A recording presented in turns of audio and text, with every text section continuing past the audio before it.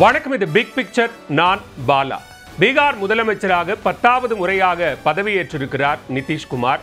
நிதிஷ்குமார் பீகாரினுடைய ஒரு அசைக்க முடியாத சக்தியாக மாறியது எப்படி, எந்த கூட்டணி எந்த கட்சி ஆட்சிக்கு வந்தாலும் நிதிஷ்குமார் முதலமைச்சராக இருப்பது எப்படி, தேர்தலிலேயே போட்டி போடாமல் 20 ஆண்டுகளாக தொடர்ந்து நிதிஷ்குமார் எப்படி முதலமைச்சராக இருக்கிறார், இதன் பின்னால் இருக்கக்கூடிய ரகசியம் என்ன என்பதை விரிவா இந்த வீடியோல பார்க்கலாம். நடந்து முடிந்த பீகார் சட்டமன்ற தேர்தலில் தேசிய ஜனநாயக கூட்டணி 202 தொகுதிகளில் வெற்றி பெற்று ஆட்சியை தக்க வச்சிருக்கு.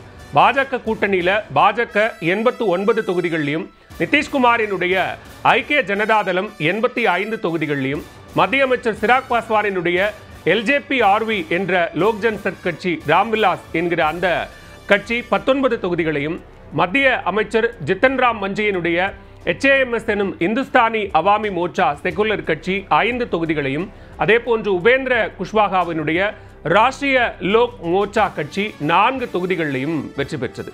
எதிரில் போட்டி போட்ட மகா கட்பந்தன் கூட்டணி, காங்கிரஸ் RJD கூட்டணியினுடைய வெற்றி அப்படின்னு பார்த்தோம்னா கடந்த முறையை விட அது இந்த முறை குறைவாக மாறியது. தேஜஸ்வி யாதவோட ராஷ்டிரிய ஜனதாதளம் 25 தொகுதிகளில் தான் இந்த முறை வெற்றி பெற்றது. காங்கிரஸ் கட்சி 61 தொகுதிகளில் போட்டியிட்டு வெறும் 6 தொகுதிகளில் தான் வெற்றி பெற்றிருக்கிறது. இந்த கூட்டணியில் இருக்கக்கூடிய CPI-ML கட்சி 2 தொகுதிகளிலையும், மார்க்சிஸ்ட் கம்யூனிஸ்ட் மற்றும் IIP என்ற இந்தியன் இன்க்ளூசிவ் கட்சி தலா 1 தொகுதிகளிலையும் மட்டும்தான் வெற்றி பெற்றது. அதனால RJD காங்கிரஸ் கூட்டணி ஒரு படுதோல்வியை பீகார்ல சந்தித்தது. இருந்தாலும் எதிர்க்கட்சி வரிசையில அமர போறாங்க. இந்த 2 கூட்டணியை தவிர்த்து தனியாக போட்டியிட்ட அசாதுதீன் ஓவைசியோட AIMIM கட்சி 5 தொகுதிகளிலும், மாயாவதியோட பகுஜன் சமாஜ் கட்சி ஒரு இடத்திலும் வெற்றி பெற்றது. இதுல முக்கியமான ஒரு அம்சம், அங்க ஒரு 3வது சக்தியாக இந்த முறை பிரபல தேர்தல் வியூக வகுப்பாளர் பிரசாந்த் கிஷோரினுடைய ஜன்சுராஜ் கட்சி போட்டியிட்டது. ஆனா அதுவும் படுதோல்வியை சந்தித்து ஒரு இடத்துல கூட வெற்றி பெறல அப்படிங்கிறது தான் தேர்தல் முடிவுகள். சரி, பீகார்ல பாஜகவே ராஷ்டிரிய ஜனதாதளமோ யார் ஆட்சியில் இருந்தாலும் முதலமைச்சர் நிதிஷ்குமார் தான். அவர் எந்த கட்சியோட கூட்டணி வச்சாலும் அந்த கூட்டணி தான் வெற்றி பெறும் அப்படின்னு கடந்த 20 ஆண்டுகளாகவே அவர் நிரூபித்து வருகிறார். இதனால அரசியல் வியூக வகுப்பாளர்கள் உட்பட பலர் பீகார் அரசியல்ல அவர் ஒரு உருளைக்கிழங்கு மாதிரி அப்படின்னு சொல்றாங்க. அதுக்கு என்ன காரணம் அப்படின்னா, அவரை கட்சிகள் என்னதான் ஒதுக்கி வச்சாலும் இறுதியில நீங்க அவரை சேர்க்காம ஆட்சி அமைக்கிறது ரொம்ப கஷ்டம் அப்படிங்கிறது தான் அதனுடைய அர்த்தம். பீகார் முதலமைச்சரா அவர் முதல்ல அரியர் நிலையில் ஏறியது 2000வது ஆண்டுல.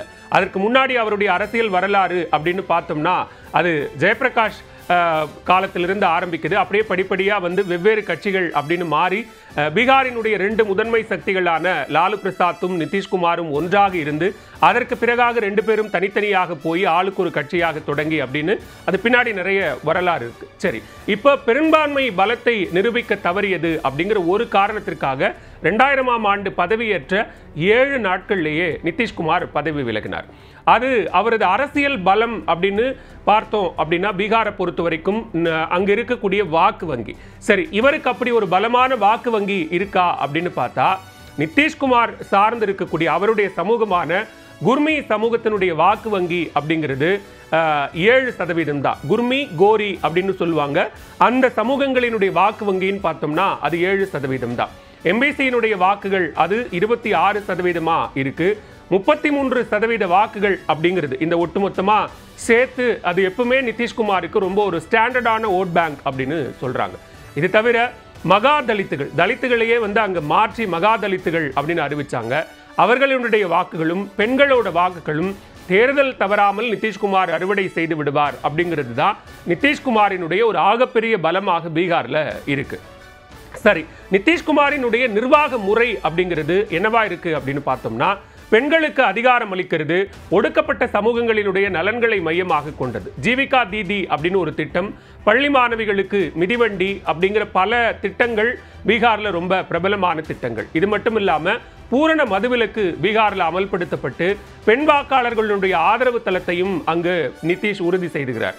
பஞ்சாயத்துகள்ல மிகவும் பிற்படுத்தப்பட்ட வகுப்பினருக்கு 20% ஒதுக்கீடு, பெண்களுக்கு 50% ஒதுக்கீட்டை எல்லாம் வழங்கி அவர்கள் எல்லாரையும் தன் பக்கம் நிதிஷ்குமார் இழுத்து கொண்டார் அப்படின்னு சொல்லப்படுது. அது மட்டும் இல்லாம பீகாரினுடைய அந்த தேர்தல் அறிவிப்புக்கு முன்னதாக சில மாதங்களுக்கு முன்னதாக பெண்களினுடைய வங்கி கணக்குகளில் 10,000 ரூபாய் அந்த திட்டத்தின் மூலமாக வரவு வைக்கப்பட்டதும் கூட பெண்களை இந்த கூட்டணிக்கான வெற்றிக்கான ஒரு மிக முக்கியமான காரணியாக பார்க்கப்படுகிறது. அதே நேரத்தில் மூத்த குடிமக்கள் விதவைகளுக்கான ஓய்வூதியத்தை உயர்த்தினது, அங்கன்வாடி துப்புரவு பணியாளர்களினுடைய சம்பளத்தை உயர்த்தினது அப்படின்னு கடைசி நிமிடத்தில் பல ஸ்டண்ட்டுகளை நிதிஷ்குமார் எடுத்த நிலையில் அவருடைய செல்வாக்கு அங்கே உயர்ந்ததா சொல்லப்படுகிறது. ஆனால் அதே நேரத்தில் தொடர்ந்து இத்தனை ஆண்டுகள் ஒருத்தர் முதலமைச்சராக இருக்கிறாரு, அவருடைய செல்வாக்கு உயர்ந்திருக்கா அப்படின்னு பார்த்தோம் அப்படின்னா இல்லை, அது கொஞ்சம் படிப்படியாக சரிந்துதான் வருது அப்படின்னு சொல்கிறாங்க. 2020 பாஜக அப்போ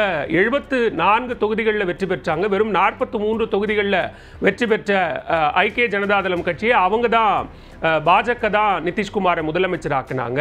அதே நேரத்தில் விருப்பமான முதலமைச்சராக நிதிஷ் இங்கே இருக்கிறாரு அப்படிங்கிறது தான் அதில் பார்க்க வேண்டிய ஒரு அம்சமாக இருக்கிறது. இது கருத்து கணிப்பு முடிவுகள்லையும் அது தொடர்ந்து இருந்துகிட்டே இருக்கு. ஐக்கிய ஜனதாதளம் கட்சிக்கு ஒட்டுமொத்தமாக ஒரு சரிவு தான் இருக்கு. 2010 115 இடங்களை பெற்ற ஐக்கிய ஜனதாதளம் கடந்த தேர்தலில் நம்ம சொன்ன மாதிரி வெறும் 43 தொகுதிகளில் தான் பிடிச்சது. ஆனால் நிதிஷ்குமாரை பாஜக முதலமைச்சர் ஆக்குச்சு. அதே நேரத்தில் பாஜகவினுடைய பிரதமர் வேட்பாளராக முதலமைச்சர் அறிவிக்கப்பட்டது, அதாவது அந்த நேரத்தில் பிரதமர் மோடி அறிவிக்கப்பட்டதும் அதை எதிர்த்து கிட்டத்தட்ட 17 ஆண்டுகளாக இருந்த தேசிய ஜனநாயக கூட்டணியிலிருந்து நிதிஷ்குமார் விலகினார். இது நடந்தது 2013ஆம் ஆண்டு. அதற்கு பிறகு 2015 ராஷ்டிரிய ஜனதாதளம் மற்றும் காங்கிரஸ் கட்சியோடு இணைந்து அப்போ ஒரு மகா கட்பந்தன் கூட்டணி அமைத்து வெற்றி பெறுகிறார். 2017ஆம் ஆண்டு துணை முதலமைச்சராக இருந்த தேஜஸ்வி மீது சிபிஐ வழக்கு தொடர்றாங்க. இதற்காக தேஜஸ்வி ராஜினாமா செய்ய வேண்டும் அப்படின்னு ஒரு வலியுறுத்தல் நடக்குது. தேஜஸ்வி மறுக்கவே முதலமைச்சர் பதவியிலிருந்து விலகிறார். பதவி விலகின அடுத்த நாளே பாஜகவோடு இணைந்து கைகோர்த்து புதிய அரசாங்கத்தை அமைக்கிறாரு. 2022 பாஜகவுடனான உறவை துண்டித்து கொண்டு மீண்டும் மகா கட்பந்தன் கூட்டணியில் ஐக்கியமாகி முதலமைச்சர் அரியணையில் ஏறுறாரு. அங்க பீகாரை பொறுத்த வரைக்கும் நிதிஷ்குமார் தான் முதலமைச்சர். எந்த கட்சி எந்த கூட்டணி வெற்றி பெற்றார்கள், யார் ஆட்சி நடத்துறாங்கிறதெல்லாம் தாண்டி நிதிஷ் தான் முதலமைச்சர் அப்படிங்கிற அந்த ஒரு ஸ்டாண்டர்ட் விஷயத்தை மாற்றாம இருக்கிறார். இங்கே நம்ம ஊரில் சொல்லுவோம் நிரந்தர தலைவர் நிரந்தர எம்எல்ஏ அப்படின்னு சொல்ற மாதிரி பீகாரை பொறுத்த வரைக்கும் ஒரு நிரந்தர முதலமைச்சர் அப்படிங்கிற ஒரு அடையாளத்துக்குள்ள நிதிஷ்குமார் எப்படி போனார் அப்படின்னு பார்த்தோம்னா 2024ஆம் ஆண்டு ஜனவரியில் மகா கட்பந்தன் கூட்டணியிலிருந்து மறுபடியும் விலகி மீண்டும் பாஜக தலைமையிலான தேசிய ஜனநாயக கூட்டணியில் இணைகிறாரு. ஒவ்வொரு முறையும் அவர் கூட்டணியை மாற்றும் போது அவர் முதலமைச்சர் பதவியிலே தான் தொடர்வார். இதனால தன்னுடைய அரசியல் லாபத்திற்காக அடிக்கடி அவர் நிலைப்பாட்டை மாற்றுவார் அப்படிங்கிற இமேஜும் அங்கே அவருக்கு இருக்கு. இது தொடர்பாக ஆர்ஜேடி தலைவர் தேஜஸ்வி யாதவ்லாம் பீகார் சட்டமன்றத்திலேயே அவர் ரொம்ப கடுமையான வார்த்தைகளால் பல்டு மாமா அப்படின்னு கிண்டல்லாம் பண்ணாங்க. அதாவது தொடர்ந்து பல்ட்டி அடிச்சுக்கிட்டே இருப்பார் ஒவ்வொரு கூட்டணியிலிருந்து அப்படிங்கிற அந்த இதுக்காக பல்டு மாமா அப்படின்லாம் சொன்னாங்க. ஸோ அப்போ தேர்தல் அப்படின்னு பார்த்தோம்னா 1977, 1980, 1985, 1995 ஆகிய 4 தேர்தல்களில் பீகார் சட்டப்பேரவைக்கு போட்டியிட்ட நிதிஷ்குமார் அதில் ஒரே ஒரு தேர்தல் 1985 மட்டும்தான் வெற்றி பெற்றார். ஆனால் 20 ஆண்டுகளாக அவர் முதலமைச்சராக தொடர்றார். எப்படி இந்த 20 ஆண்டுகளில் ஒரு முறை கூட அவர் சட்டப்பேரவை தேர்தலில் போட்டி போடவே இல்லை. பொதுவாக நம்ம சில மாநிலங்களில் சட்ட மேலவை இருக்கும், எம்எல்சி அப்படின்னு சொல்லுவோம். அந்த மாதிரி ஒரு லெஜிஸ்லேட்டிவ் கவுன்சில் ஒன்று இருக்கும். இப்போ உதாரணத்துக்கு நம்ம பார்லிமெண்ட்டில் பார்க்கும்போது நாடாளுமன்றம் இருக்கும், நாடாளுமன்றத்தில் 2 அவைகள் இருக்கும் இல்லையா? அந்த மாதிரி ராஜ்யசபா மாதிரி மாநிலங்களில் இருக்கக்கூடிய சட்டசபைக்கு மேலே ஒன்று இருக்கும், அது சட்ட மேலவை அப்படின்னு சொல்லுவாங்க. ஸோ அப்படி அந்த சட்ட மேலவையினுடைய உறுப்பினராக மட்டுமே இருந்து கொண்டு முதலமைச்சர் பதவியில் நிதிஷ்குமார் தொடர்றாரு. அவருடைய கட்சியான ஐக்கிய ஜனதாதளம் ஒரு முறை கூட இதுவரைக்கும் தனிப்பெரும்பான்மை பெற்றதில்லை. ஏன் கடந்த 20 ஆண்டுகளில் பீகாரில் ஒரு மாநில கட்சி கூட 25% வாக்குகளை தாண்டவில்லை அப்படிங்கிறது தான் அங்கே இருக்கக்கூடிய டேட்டாவா இருக்கு. சரி, இப்போ நம்ம தமிழ்நாட்டை எடுத்துக்கிட்டோம்னா இங்கே சட்டப்பேரவை மட்டும்தான் இருக்கு. ஆனால் கர்நாடகா, மகாராஷ்டிரா, உத்தரப்பிரதேசம், பீகார் மாதிரியான மாநிலங்களில் சட்டசபை மட்டுமில்லாமல் சட்ட மேலவையும் இருக்கு. இந்த சட்ட மேலவையினுடைய உறுப்பினர்களை எம்எல்சி அப்படின்னு சொல்லுவோம். இந்த சட்ட மேலவை நாடாளுமன்றத்தில் நம்ம சொன்னோம் இல்லையா, ராஜ்யசபா இருக்கிற மாதிரி இங்கே இருக்கும். ஸோ இந்த மாதிரியாக நேரடியாக தேர்வு செய்யாமல் இவர்கள் நியமனம் செய்யப்படுபவர்கள் அப்படிங்கிற அடிப்படையில் இருப்பாங்க. ஸோ இந்த எம்எல்ஏக்கள்லாம் வாக்களித்து தேர்வு செய்யப்படுபவர்கள். அந்த மாதிரியான ஒரு நியமனத்தில் நிதிஷ்குமாரினுடைய இந்த எம்எல்சி பதவிக்காலம், அதாவது எம்எல்ஏ இல்ல எம்எல்சி சட்டமேலவை உறுப்பினருக்கான பதவிக்காலம் இன்னும் எவ்வளவு ஆண்டுகள் இருக்கு அப்படின்னு பார்த்தோம்னா 2030 வரைக்கும் அவர் எம்எல்சியா தொடர்வதற்கான சூழல் இருக்கு. ஸோ அந்த அடிப்படையில் தான் சட்டமன்ற உறுப்பினர்கள், என்டிஏ கூட்டணியினுடைய சட்டமன்ற உறுப்பினர்கள்லாம் ஒன்று கூடி சட்டமன்ற குழு தலைவராக நிதிஷ்குமாரை தேர்ந்தெடுக்க அவர் முதலமைச்சர் ஆகியிருக்கிறார். எனவே இப்போ அவர் தேர்தலில் போட்டியிட்டு மீண்டும் வெற்றி பெற்று அவருடைய சட்டமன்ற உறுப்பினர் ஆகணுங்கிற அவசியம் இல்லை. அதனால தான் அவர் எம்எல்சி ஆக இருப்பதனால தொடர்ந்து முதலமைச்சராக இருக்கிறார். சரி, இப்படி மத்திய அமைச்சரவையில் அவர்கள் இடம்பெற முடியும். அதாவது ராஜ்யசபாலிருந்து அவர்கள் நியமன உறுப்பினர்களாகவே இருந்தாலும் அவர்கள் இடம்பெற முடியும் இல்லையா? அந்த மாதிரி யாரெல்லாம் இருக்காங்க அப்படின்னு பார்த்தோம்னா, மத்தியில் நிதியமைச்சர் நிர்மலா சீதாராமன் இருக்காங்க, வெளியுறவுத்துறை அமைச்சர் ஜெய்சங்கர் இருக்காரு. இந்த மாதிரி பல நாடாளுமன்ற மேலவை உறுப்பினர்கள் போலத்தான் இப்ப பீகார்ல சட்டப்பேரவை தேர்தலிலேயே போட்டியிடாம சட்ட மேலவை உறுப்பினராக மட்டுமே இருந்து கொண்டு முதலமைச்சர் பதவியை நிதிஷ்குமார் அனுபவித்து வருகிறார். அந்த மாநிலங்கள் இருக்கக்கூடிய எம்எல்ஏக்கள் தான் எல்லாம் ஒன்று கூடி இவர்களை தேர்ந்தெடுப்பாங்கிறதுனால கூட்டணிக்கு பெரும்பான்மை இருக்கு. எனவே சிக்கல் இல்லை. அது மட்டும் இல்லாமல் அவர் 2030 வரைக்கும் ஏற்கனவே எம்எல்சிக்கான அவருக்கான பதவிக்காலம் இருக்கு. அந்த அடிப்படையில் தற்போது 9 முறை அவர் இதுக்கு முன்னாடி முதலமைச்சரானதும் அந்த எம்எல்சி அப்படிங்கிற அடிப்படையில் தான். இப்ப 10வது முறையாக இன்று அவர் முதலமைச்சராக பொறுப்பேற்றிருப்பதும் எம்எல்சியாகத்தான் பொறுப்பேற்றிருக்கிறார்.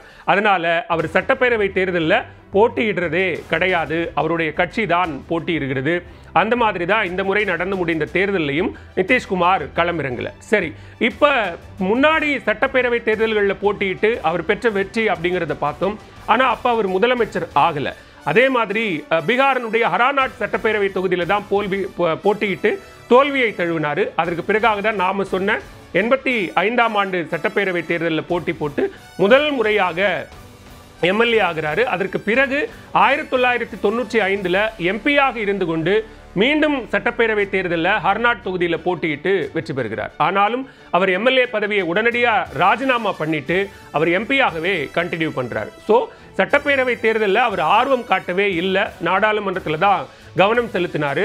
அதே போல இங்க தொடர்ந்து எம்எல்சியாகவே இருப்பதன் காரணமாகவும் நிதிஷ்குமார் தொடர்ந்து அந்த எம்எல்சிங்கிற அந்த பொறுப்பை வைத்துக் கொண்டு மட்டுமே தற்போது முதலமைச்சராக 10வது முறையாக பொறுப்பேற்றிருக்கிறார். கடந்த 20 ஆண்டுகளில் ஒரு சட்டமன்ற தேர்தலில் கூட போட்டி போடாமல் அவர் தொடர்ந்து அப்படி ஒட்டுமொத்தமாக பார்த்தோம்னா ஆட்சி காலம் 20 ஆண்டுகள், ஒட்டுமொத்தமாக பார்த்தோம்னா 35 ஆண்டு காலமாக அவர் எம்எல்ஏவே கிடையாது, எம்எல்சி தான். இந்த 20 ஆண்டுகளில் சட்டமன்றம், நாடாளுமன்ற தேர்தல் அப்படின்னு எந்த தேர்தலையும் போட்டியிடாம நிதிஷ்குமார் இருக்கிறாரு. ஆனா பீகாரினுடைய ஒரு தவிர்க்க முடியாத சக்தியாக நிதிஷ்குமார் மாறி இருக்கிறாரு.